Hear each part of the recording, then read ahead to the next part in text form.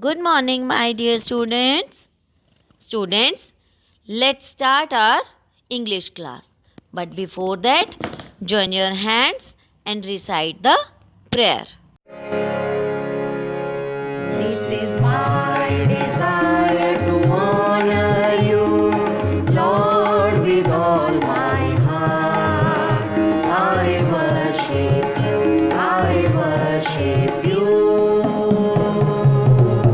Lord, I give you my heart, I give you my soul, give you my soul, give you my soul. I live for you alone, I live for you alone.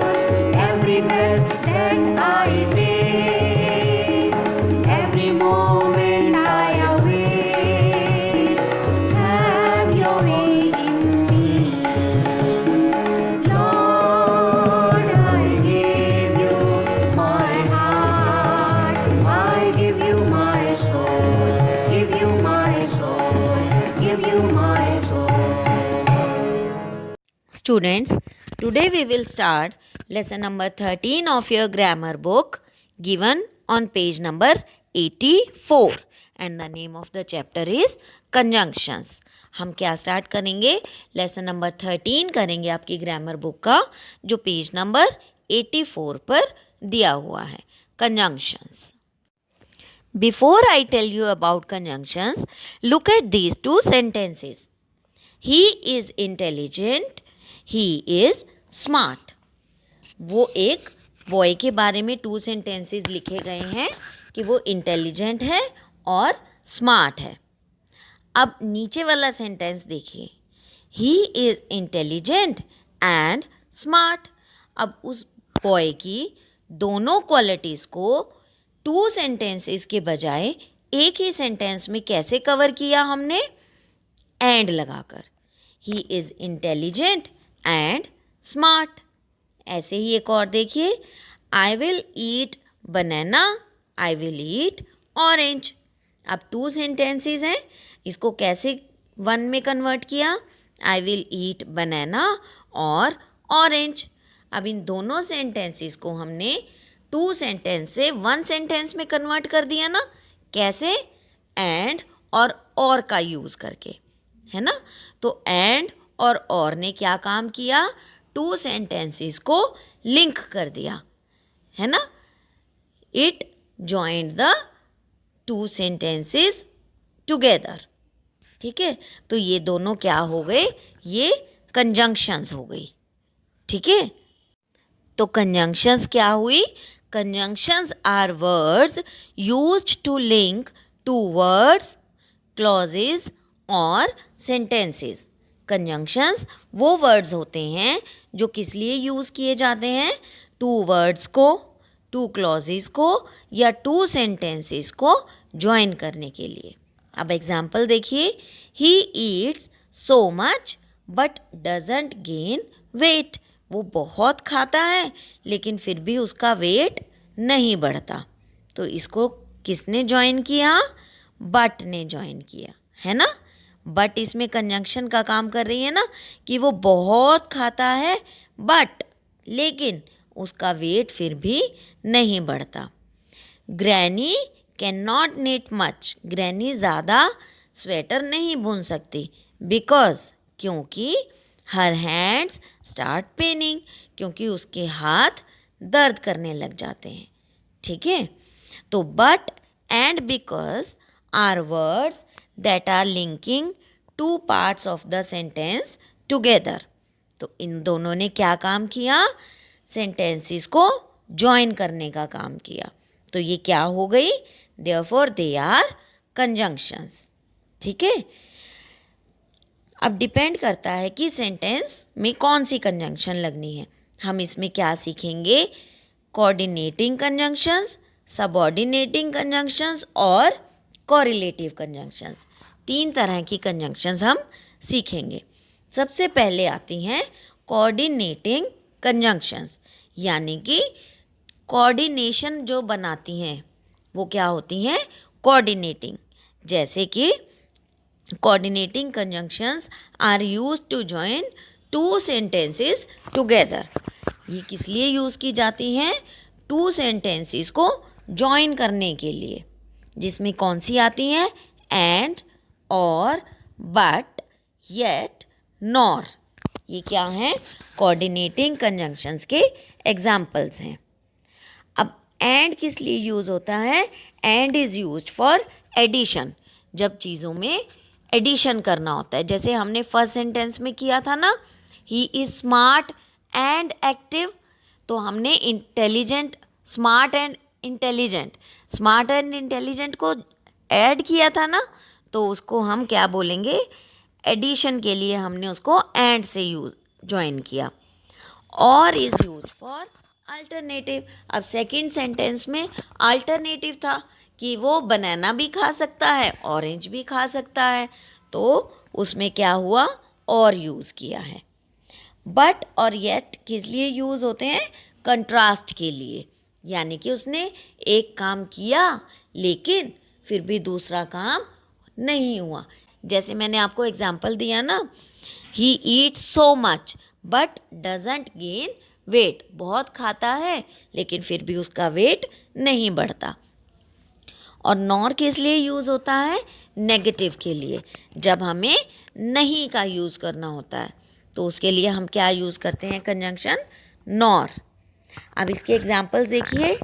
Don't touch the hot pan or you will burn your hands. अगर तुम hot pan को touch करोगे तो तुम्हारे हाथ जल जाएंगे, ठीक है? हॉट पैन को टच मत करो, नहीं तो तुम्हारे हाथ जल जाएंगे। तो इसमें क्या हो गया? और। Ananya learns gymnastics and music. Ananya क्या सीख रही है? जिम्नास्टिक और म्यूज़िक, यानी दोनों चीज़ें सीख रही है। आदि लाइक्स टू प्ले फुटबॉल। आदि को फुटबॉल खेलना पसंद है, but his parents want him to learn cricket. लेकिन उसके पेरेंट्स क्या चाहते हैं कि वो क्या सीखे?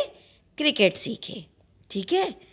तो ये क्या होती हैं? हमारी कोऑर्डिनेटिंग कंजंक्शंस होती हैं। I hope you all have understood the coordinating conjunctions. Rest of the conjunctions we will do in our next video. Now we will do comprehension. अब हम क्या करेंगे? Comprehension करेंगे। You all know what is the meaning of comprehension? This is a comprehension passage given on page number 116 of your grammar book. आपके page number 116 पर ये comprehension passage दिया है, यानी कि इस पैसेज को आपने रीड करना है, अंडरस्टैंड करना है, और उसके बाद इसके जो एक्सरसाइज पार्ट में क्वेश्चन आंसर दिए गए हैं उनको इस पैसेज में से सर्च करके आपने उन्हें लिखना है।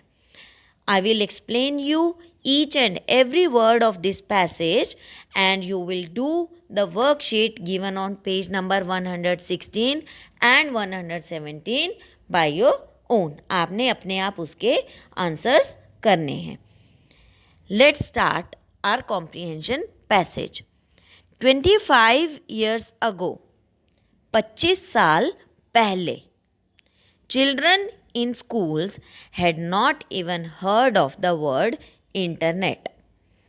स्कूल के बच्चों ने इंटरनेट का नाम भी नहीं सुना होगा। आपके मम्मी पापा जब स्कूल में पढ़ते थे तो उनसे पूछिएगा, उन्होंने कभी इंटरनेट का नाम भी नहीं सुना था। Now I am sure you can't find a single person in your school who hasn't at least heard of it. और अब मैं श्योर हूँ कि आपके स्कूल में एक भी पर्सन ऐसा नहीं होगा जिसने इसके बारे में नहीं सुन रखा होगा। यानी अब ये इतना पॉपुलर है कि हर कोई इंटरनेट के बारे में जानता है। In fact many of us use it on a regular basis and have access to it in our homes. बल्कि हम में से बहुत लोग इसको रेगुलर यूज़ करते हैं और हमारे घरों में इसका एक्सेस है। यानी कि कुछ लोगों ने ब्रॉडबैंड लगा रखे हैं, वाईफाई लगा रखे हैं, है ना? तो सभी के पास घर में इंटरनेट अवेलेबल होता है। The net in the word internet stands for network. Internet में जो नेट वर्ड होता है वो किसके लिए होता है? नेटवर्क के लिए होता है। A network is two or more computers connected together so that information can be shared or sent from one computer to another. Network से क्या होता है? दो कंप्यूटर या दो डिवाइसेस कनेक्ट हो जाती हैं ताकि एक में से इंफॉर्मेशन दूसरे पर शेयर की जा सके। ऐसे ही करते हैं ना हम। The internet is a vast resource for all kinds of information. Internet जो है वो बहुत बड़ा रिसोर्स है हर तरह की इंफॉर्मेशन लेने के लिए। अब हमें अगर किसी भी चीज़ में प्रॉब्लम आती है तो हम क्या करते हैं? हम गूगल पे सर्च करते हैं ना, इंटरनेट पे सर्च करते हैं। अगर हमें कोई मतलब नहीं समझ में आ रहा तो हमारा फर्स्ट क्वेश्चन क्या होता है? सॉल्यूशन। फर्स्ट सॉल्यूशन क्या है? नेट पे देख लेते हैं, है ना। तो इंटरनेट के बिना आजकल हम कुछ भी नहीं कर सकते। You may access it to search for information for projects, to download your favorite songs or to communicate with friends and family. आप इसे किसके लिए यूज़ कर सकते हैं? आपने कोई प्रोजेक्ट बनाना है, उसके लिए आपको इन्फॉर्मेशन चाहिए, उसके लिए आप क्या यूज़ करते हैं? नेट यूज़ करते हैं। आपने फेवरेट सॉन्ग्स हैं, उसको डाउनलोड करना है, तब भी आपको नेट चाहिए। आपको अपने फ्रेंड्स या फैमिली से बात करनी है, वीडियो कॉल करनी है, वीडियो चैट करनी है या फिर व्हाट्सएप चैट करनी है, तो उसके लिए भी आपको क्या चाहिए? इंटरनेट चाहिए। Information is access through web pages that companies, organisations and individuals create and post. Information हमें किससे मिलती है?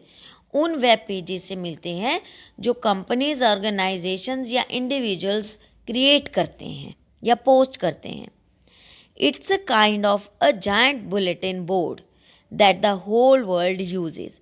ये एक बहुत बड़ा, जायंट मीन्स एक बहुत बड़ा बुलेटिन बोर्ड है। बुलेटिन बोर्ड क्या होता है? जिस पर इंफॉर्मेशंस लगाई जाती हैं। तो ये एक बहुत बड़ा बुलेटिन बोर्ड है जो सारा वर्ल्ड यूज़ करता है।